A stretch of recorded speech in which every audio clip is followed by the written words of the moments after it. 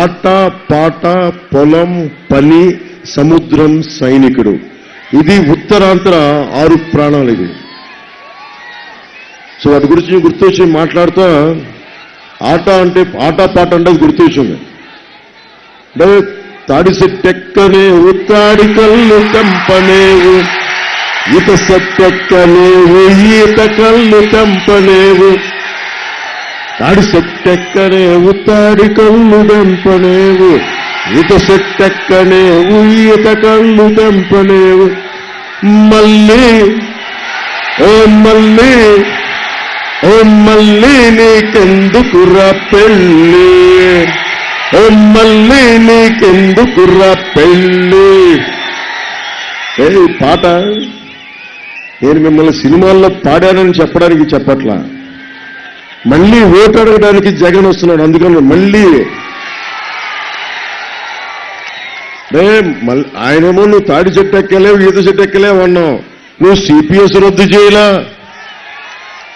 Fee రీఎంబర్స్మెంట్లు చేయాలా, DSC notification ఇవ్వాలా, ఇలా మహిళలకి ప్రాణరక్షణ కల్పించాలా, అడ్డగోలుగా సముద్రం మొత్తం మత్స్యకారులకి నిలబడలా, ఇక్కడ కూర్చోబెట్టి అడ్డగోలుగా వేలాది ఎకరాలు దోచేసాం, భూములను రక్షించలా.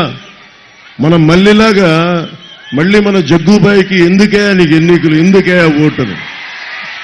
సో మనం మళ్ళీకి చెప్పండి, వైసీపీ మళ్ళీకి నీకు ఎందుకే పెళ్లి మళ్ళీ వాళ్ళు చాలేదు. నేను నాకేం సరదా కాదు పాలిటిక్స్, పాలిటిక్స్ బాధ్యత. దేనికి బాధ్యత? నాయకుడు అనేవాడు ఒక ఎన్నికల కోసం వస్తే మనకు అవసరం లేదు, ఒక తరం కోసం ఆలోచించగలిగితేనే అది నాయకుడు. ఒక మిలిటరీ వ్యక్తి కావాలి అంటేనేమో ఎంట్రన్స్ ఎగ్జామ్స్ రాయాలి, పోలీస్ అవ్వాలంటే ఎంట్రన్స్ ఎగ్జామ్స్ రాయాలి, డిఎస్సి నోటిఫికేషన్ రాయాలంటే ఎంట్రన్స్ ఎగ్జామ్స్ రాయాలి. ఏది చదవాలన్నా ప్రతి ఒక్కరికి పరీక్షలు పెడతారు, ప్రతి ఒక్కరికి పరీక్షలు. కానీ వైవి సుబ్బారెడ్డి గారికి పరీక్షలు అవసరం లేదు, వైఎస్ జగన్ గారికి పరీక్షలు అవసరం లేదు.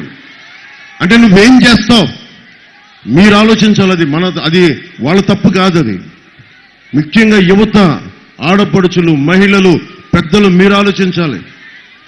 నేను అవగాహన చేసుకుని వచ్చాను పాలిటిక్స్కి, సరదాగా రాలా. పబ్లిక్ పాలసీ చదివా, నిలబడగలను, కొట్లాడగలను, అవసరమైతే చొక్కా మడిచి రౌడీలతోటి కొట్లాడగలను. దేనికి చేస్తాను? ఇందాక ఏదో పుస్తకం చదువుతా ఉంటే వంగపండు గారి మాటలు గుర్తొచ్చినాయి. ఆ మాటల్లో ఈ రచయిత అడిగారండి, ఎందుకు నువ్వు మనకి ఏం పిల్లడో ఎల్దమొస్తవా శ్రీకాకుళం సిట్టడివిలోనికని.